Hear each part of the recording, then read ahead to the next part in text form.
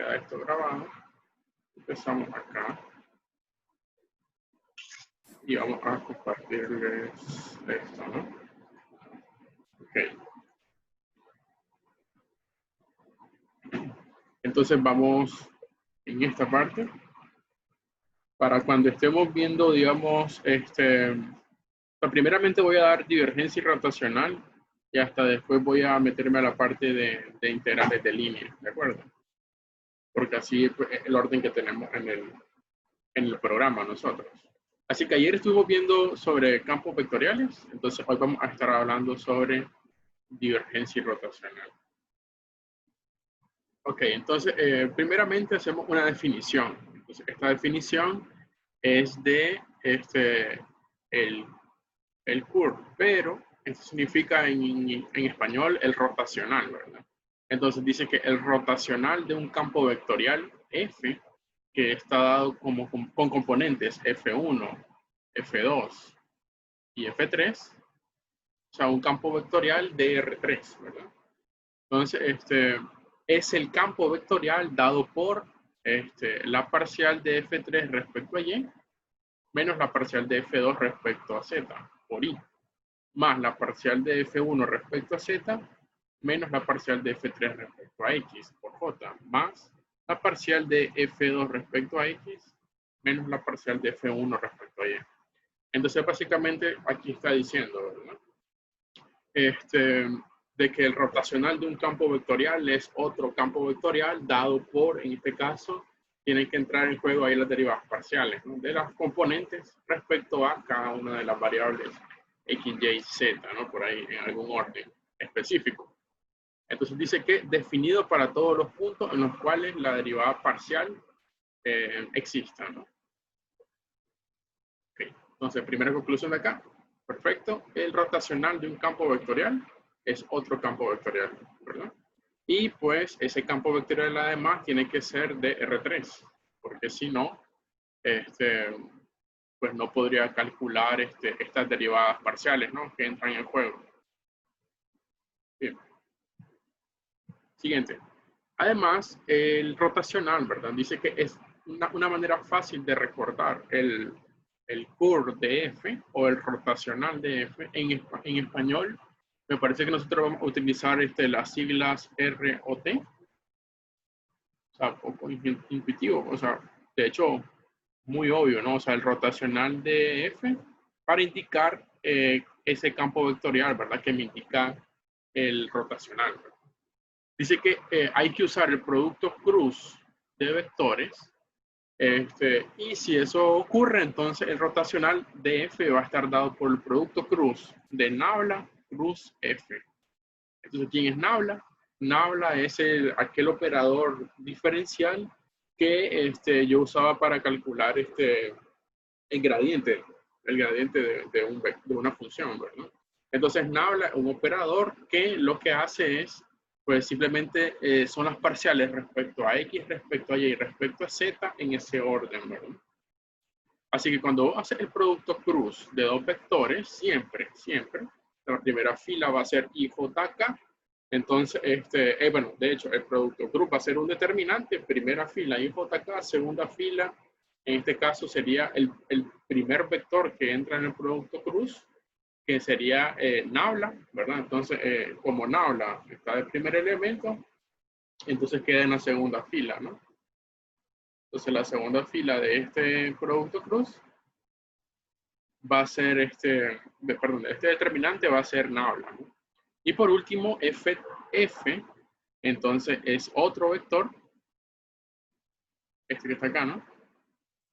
F, el campo vectorial que yo estoy analizando, y entonces en la tercera fila del determinante ubicaría las componentes de ese vector, ese campo vectorial. Entonces hago el producto cruz, así como calculo un determinante, y así puedo calcular el rotacional de un campo.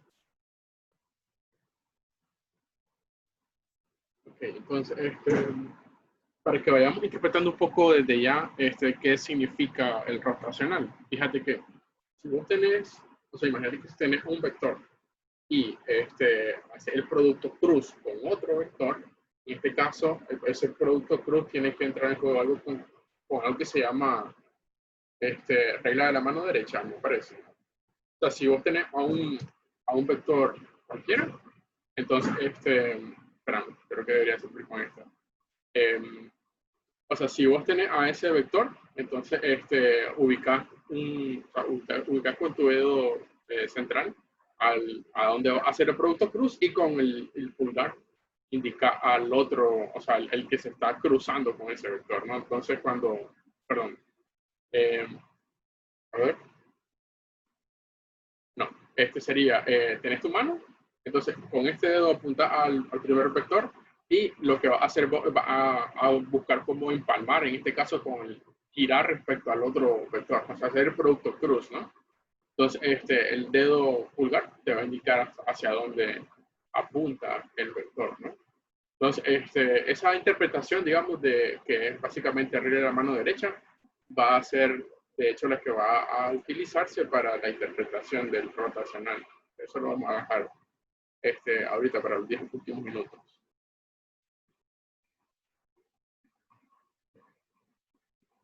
Ok, entonces estábamos por acá. Y ahora,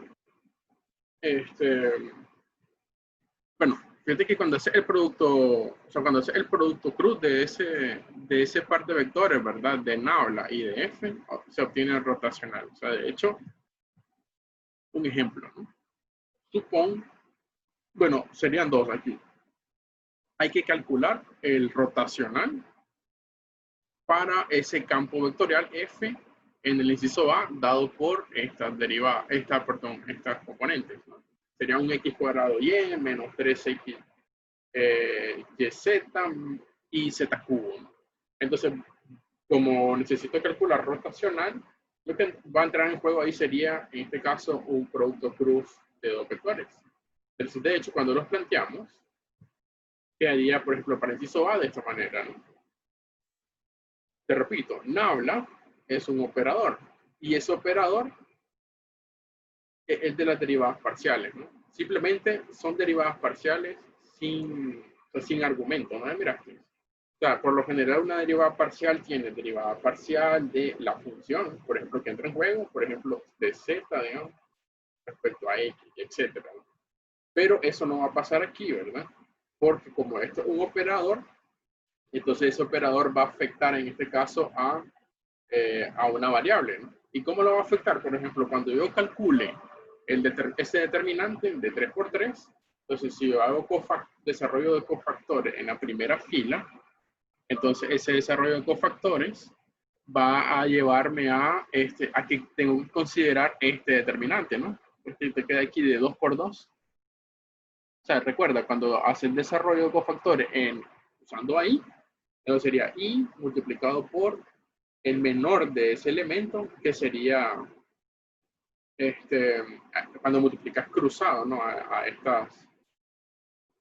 este determinante, porque es 1 de 2 por 2. O sea, tendrías que multiplicar cruzado aquí y luego y luego restar la multiplicación cruzada de esto, ¿no? Entonces, cuando multiplico ahí, ¿verdad? Entonces, ese operador afectaría a z cubo. Y de ahí sale, pues, la parcial. Sería parcial de z cubo respecto a y. Y eso es lo que tendrías que hacer, ¿verdad?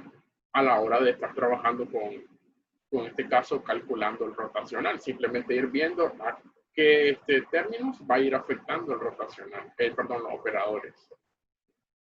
Ok, entonces borro un montón de líneas ahí bien feas. Entonces, mira, cuando se hace el cálculo, ¿verdad? Del primer determinante, entonces sería parcial de z cubo respecto a y. Entonces, esta parcial, aquí planteada, menos la parcial de 3x menos yz respecto a z. Entonces, esta parcial que está por acá. Entonces, cuando calcula esta parcial, da 0, ¿de acuerdo? Cuando calcula esta derivada parcial, como respecto a z, da menos y, pero como hay un menos afuera, entonces te queda más y. Entonces, siguiendo con el desarrollo de cofactores, ¿no? Ahora tendré que tomar este elemento. Entonces, si tomo ese elemento, entonces elimino la fila 1 y la columna 2, y te queda un determinante que sería de 2 por 2, que sería la parcial, ¿no? de z cubo respecto a x menos la parcial de x cuadrado respecto a y. Entonces, cuando hace esta parcial, esta que está acá, esa derivada parcial se anula, ¿verdad? Eso es 0. Y cuando hace esta parcial respecto a z, igual, esa función no depende de z, así que también se anula, es 0. Y de hecho, por eso es que, ¿verdad? Aquí te queda este par de elementos nulos. Otra cosa que hay que notar, y nunca olviden, por favor, es que si usted hace un desarrollo en la primera fila, entonces eso va, o sea, recuerda que como son cofactores lo que tenés que ir calculando, entonces sería más, menos, más, y de hecho por eso este signo menos que aparece por aquí, ¿verdad? Ese signo menos es por la definición de un determinante de 3 por 3. Y por último, K, que sería, o sea, el cofactor de K, sería el determinante 2 por 2 que te queda aquí en la parte izquierda. Entonces sería parcial respecto a x de 3x menos yz. Entonces esa parcial es 3 y menos la parcial respecto a y de x cuadrado y. Entonces esa parcial es x cuadrado. Así que cuando ya tenés, digamos, a todas las parciales que son solamente 6, entonces lo que va a pasar es de que ya va a tener la rotacional, ¿no? En este caso el rotacional va a ser de componente, otro campo vectorial de componentes y, 0 y 3 menos x cuadrado. Ok, entonces, y esto terminaría aquí, ¿no? Ahí está.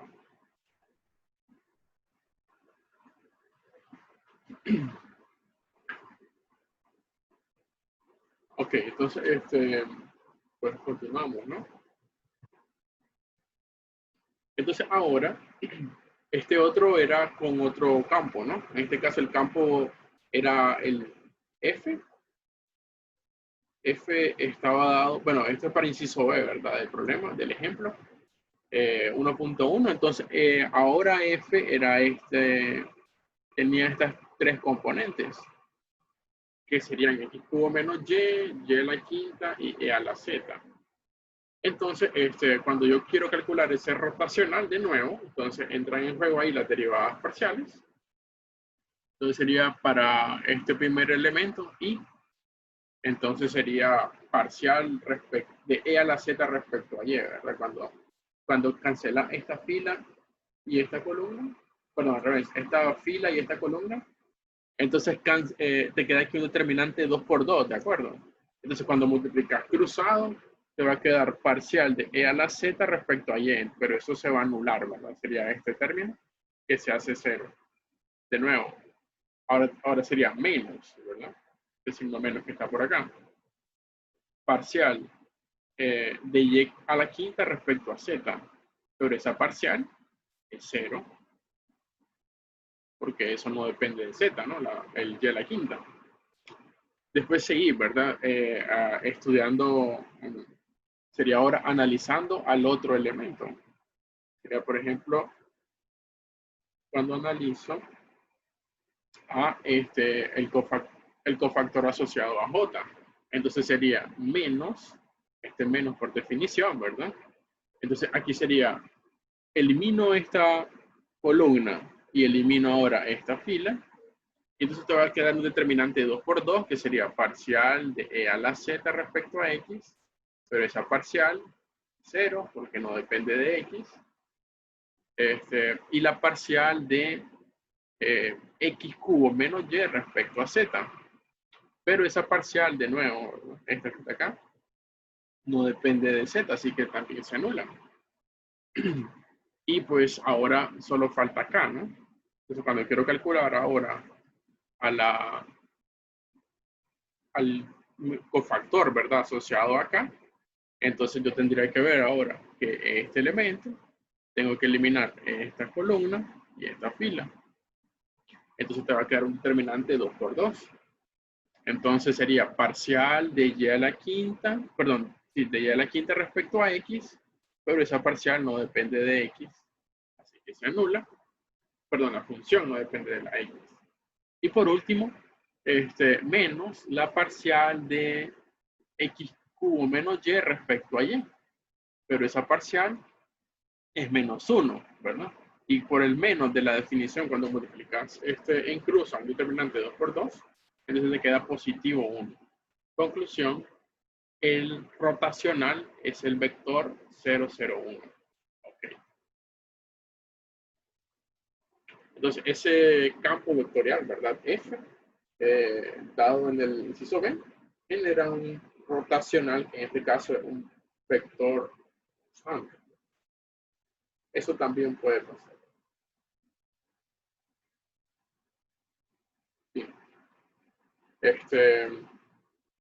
Pasamos. O sea, esta parte está como que bastante rápida, ¿no? O sea, me refiero a cómo calcular el rotacional, que básicamente es un procedimiento algebraico bastante usado por ustedes en matemáticas. Bien. Entonces, esta es una interpretación que quiero dejar para luego.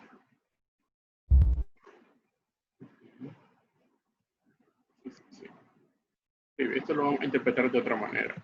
Y ahora la divergencia, ¿no? Entonces dice que la divergencia de un campo vectorial F, dado con componentes F1, F2 y F3, entonces es una función escalar, ¿verdad? Entonces la divergencia se representa de esta manera, D y B de F.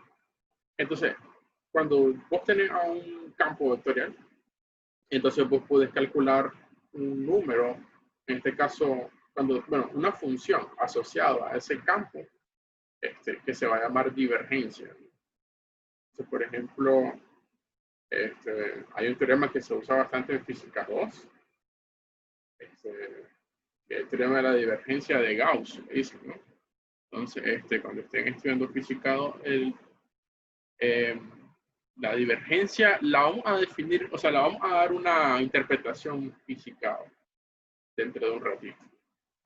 Ok, entonces la divergencia va a estar en este caso asociado a las derivadas parciales de las componentes de ese campo vectorial F1, o sea, la parcial de F1 respecto a X más la parcial de F2 respecto a Y más la parcial de F3 respecto a Z. O sea, así voy a calcular la divergencia de un campo, ¿verdad? Vectorial. Así de simple, ¿no? Simplemente sumando a las derivadas parciales, ¿no? Respecto a X de Z de las componentes del campo. Ok, entonces, y también eso tiene una interpretación usando al operador Nabla, ¿no? En este caso, Nabla.f, acá.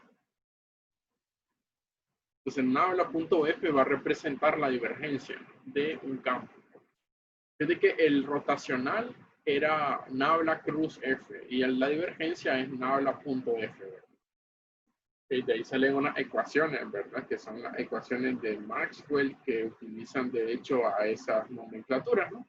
Se utilizan al operador Nabla dentro de sus 4 famosas ecuaciones. Ok. Entonces, ahora queremos calcular esa divergencia, ¿no? De un campo. En este caso tenemos los mismos campos del ejemplo anterior, solo que ahora el cálculo de divergencia es mucho más directo, de hecho, porque solo son 3 derivadas parciales a calcular, ¿no? Entonces, por ejemplo, en inciso A, este sería el ejemplo. Entonces yo tendría que calcular las parciales de las 3 componentes respecto a X y Z en ese orden. Entonces, esas parciales están directas, ¿no? Entonces sería parcial de la primera componente respecto a X, 2XY. Parcial de la segunda componente respecto a Y, solo sería menos Z. Y la parcial de Z cubo respecto a Z, pero es Z cuadrado.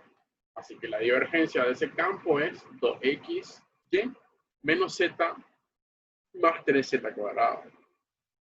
O sea, así de directo, ¿no? O sea, es mucho más rápido que el rotacional. Y en el inciso B, entonces yo tenía que el campo era X cubo menos Y, coma Z quinta, coma E a la Y.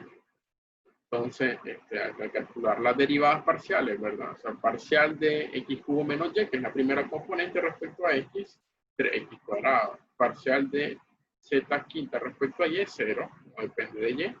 Y parcial de e a la y respecto a z, 0. Porque de nuevo no depende de z, ¿no? La función e a la y. Así que la divergencia va a ser, para este campo, 3x cuadrado. Ok. Entonces, le adelanto un poco de lo que va a pasar como en unas 2 semanas, en una semana y media más o menos. Entonces, hay unos teoremas bastante fuertes en cálculo, que se llama teorema de Green y teorema de Stokes, y teorema de la divergencia, que de hecho lo que hacen que es para calcular una integral de superficie, se puede calcular una integral de superficie de dos maneras, por así decirlo. O sea, o lo calculas con el teorema de la divergencia, o lo calculas usando, pues, o sea, integrando sobre la superficie. O sea, eso no lo hemos hecho en ningún otro curso, así que pues se lo voy a tratar de explicar ahí con calma, ¿no? Resulta que cuando vos haces un integral, o sea, de momento, nosotros hemos integrado o respecto a X o respecto a Y o respecto a Z, ¿no? O sea, o de X o de Y o de Z, pero no siempre la integral tiene que ser respecto a esos ejes. O sea, a veces vos podés hacer un integral sobre un arco. Por ejemplo, ahí entra en juego el diferencial de S. Y también podés integrar sobre una superficie. Entonces ahí entra en juego un diferencial de un S mayúscula. Y entonces integrar para lograr eso, entonces yo tengo que tener un estudio, digamos, previo de esta parte. Porque esos conceptos entran en juego para esos cálculos de integrales, dobles, triples, y de hecho lo que sea que vaya saliendo ahí. Ok.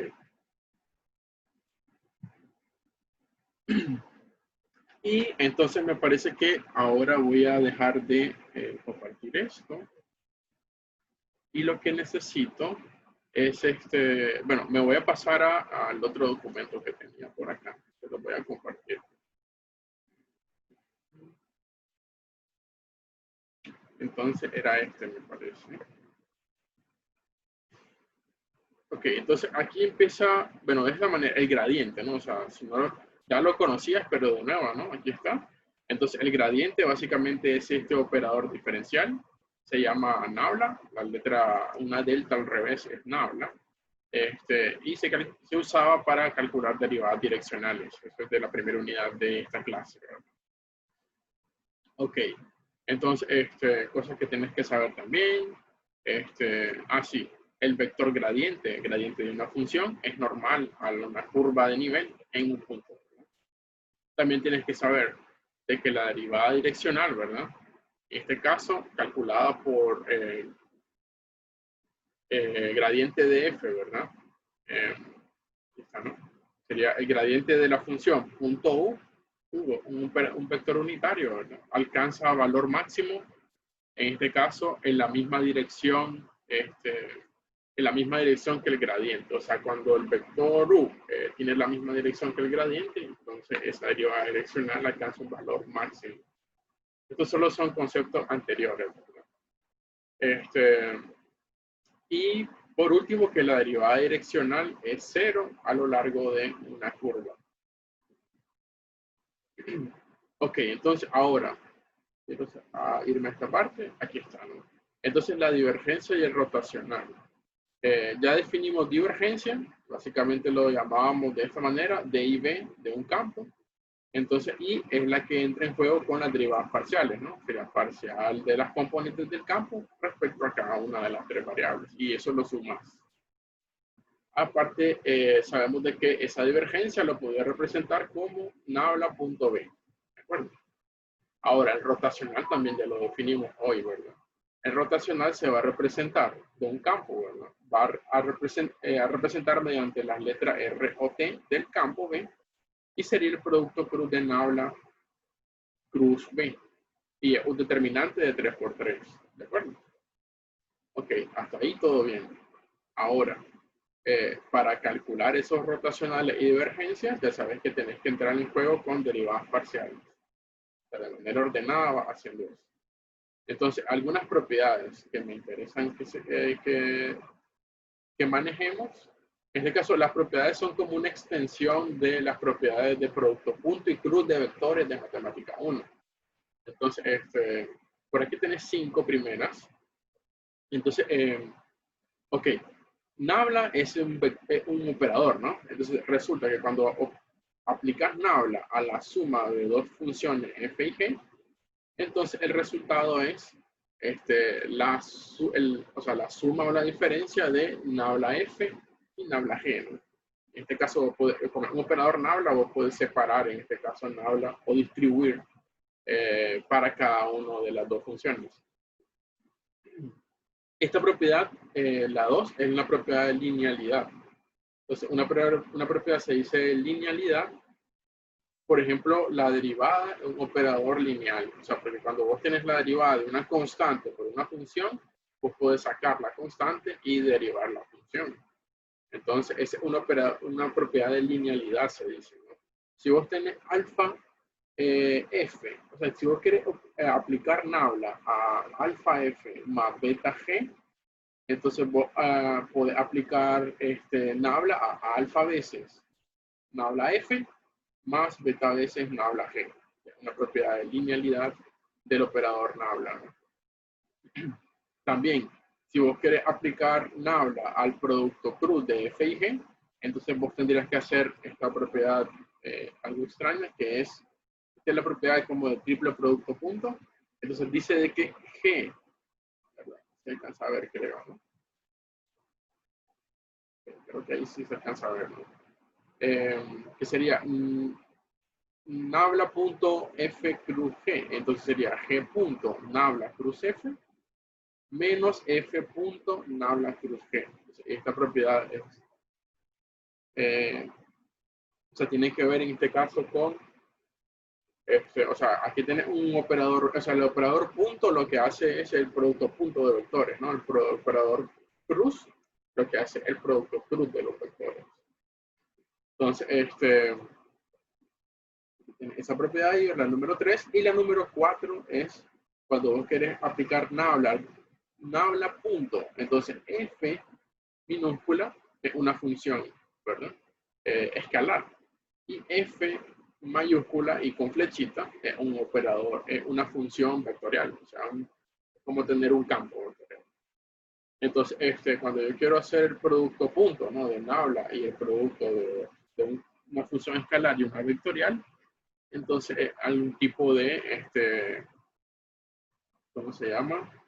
De regla de la cadena, ¿no? Si lo querés ver de alguna manera. Entonces simplemente es f veces nabla punto f más nabla veces, nabla por f, que sería básicamente, eso genera un vector por f mayúscula, ¿no? Entonces en este caso f va a ser un campo escalar diferenciable, ¿no? O sea, un campo escalar se refiere simplemente a una función escalar, ¿no?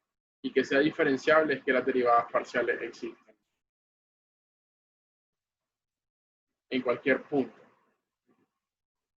Ok. Entonces, y la propiedad número 5, que es, que define a lo que nosotros llamar laplaciano, ¿verdad? Resulta de que cuando vos tomas, o sea, cuando aplicas nabla a nabla veces f, entonces es como aplicar 2 veces nabla a un campo f. Entonces, cuando eso ocurre, entonces vos entras con esto que se llama el laplaciano de una función, ¿verdad?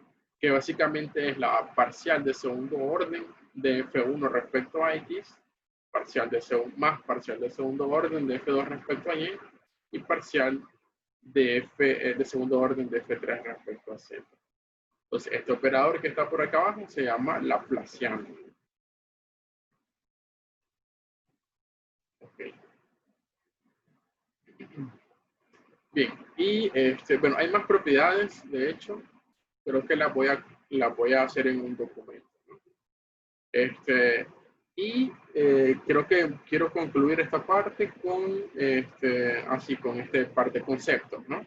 Fíjate que cuando aplicas nabla, producto cruz, nabla F, Entonces, nabla F básicamente lo que te da es un vector, ¿no? Porque F es una función escalar. Entonces, nabla F te va a dar a un vector, será como el gradiente, ¿no? Entonces, el gradiente, de hecho, de esa función escalar. Entonces, cuando vos aplicas nabla cruz el gradiente, entonces eso te va a dar 0.